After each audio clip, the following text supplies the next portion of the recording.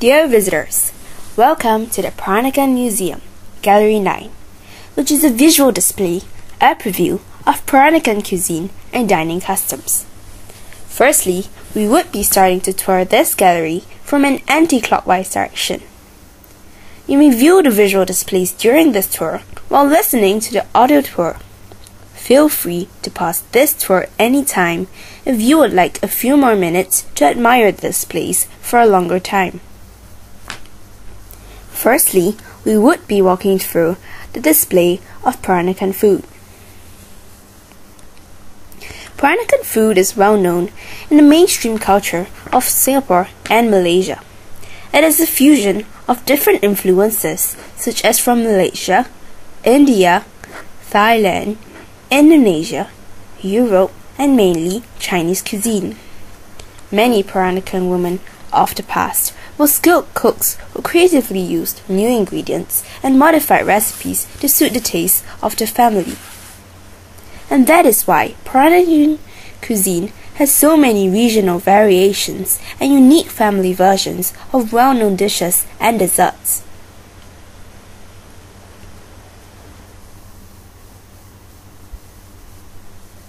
We would now proceed to teak dining ware. In the late 19th century, in British Malaysia, the dining table was made up of 3 tables, which was called the tok panjang, which is a contrast to the round dining table used by the Chinese.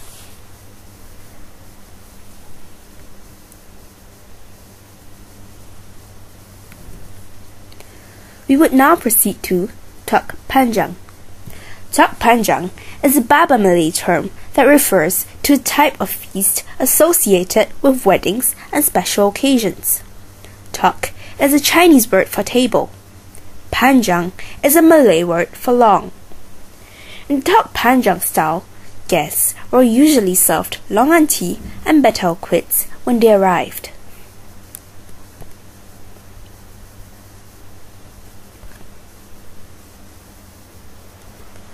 We would now proceed to Yap dining ware. Yap dining ware belonged to a prominent family and is well decorated with auspicious motifs of butterflies and flowers. The set comprises of 16 different types of shapes laid out on the dining and dessert table, consisting of plates, bowls, and spoons.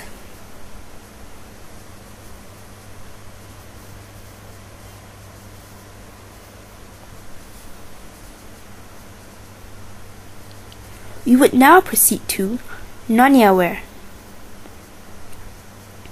Nonya ware, depending on the different combinations of colors, were meant for festive occasions, special functions, and daily use for ancestral worship.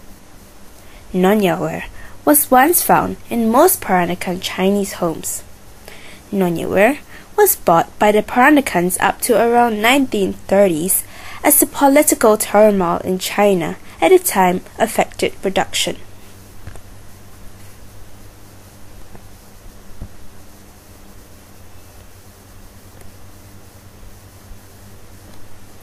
We would now proceed to kam ching.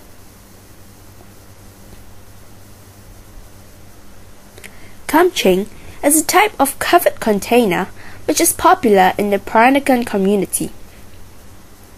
It is one of the most common forms of nonya ware in the Peranakan community. Kam chings are made in a wide range of colors, as can be seen in this display.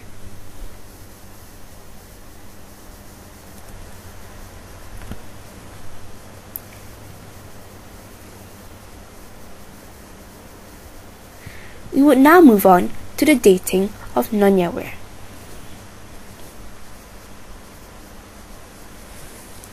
The dating of nonya ware is based on the study of the porcelain itself, the porcelain marks, if any, on the base, and what the Peranakan community can remember of its use.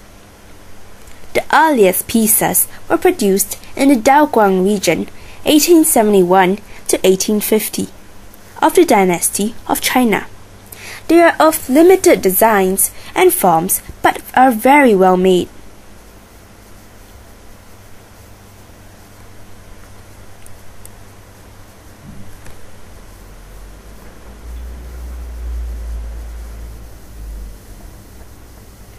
We would now move on to Nyonya Ware stars.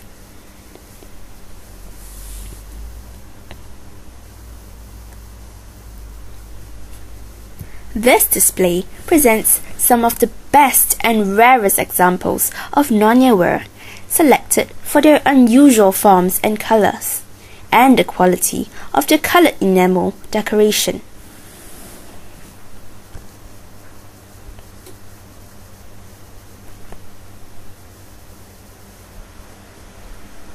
We would now proceed to food for special occasions.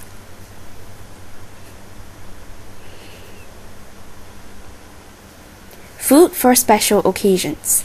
This is a display of Nyonya Ware vessels that were used on the altar for ancestor worship. Food served on the ancestral altar was usually a combination of meat and vegetable dishes with the three sacrificial meats: pork, chicken, and duck, which were served with yellow noodles and cuttlefish.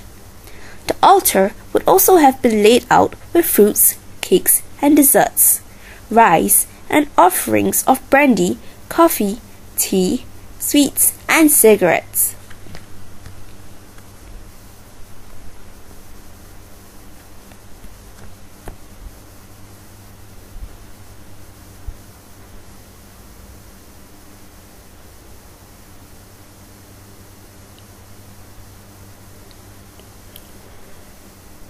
We would now proceed to the kitchen.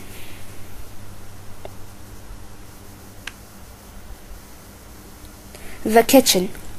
This display featured here is an impression of a traditional Peranakan pre-Second War period.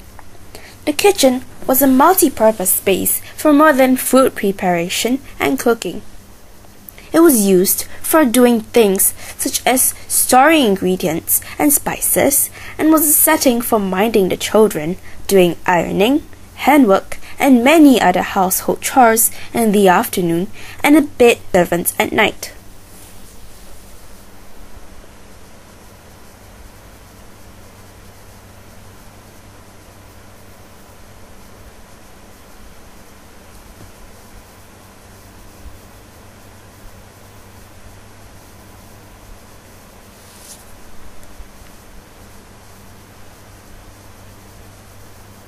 We have now come to the end of our tour.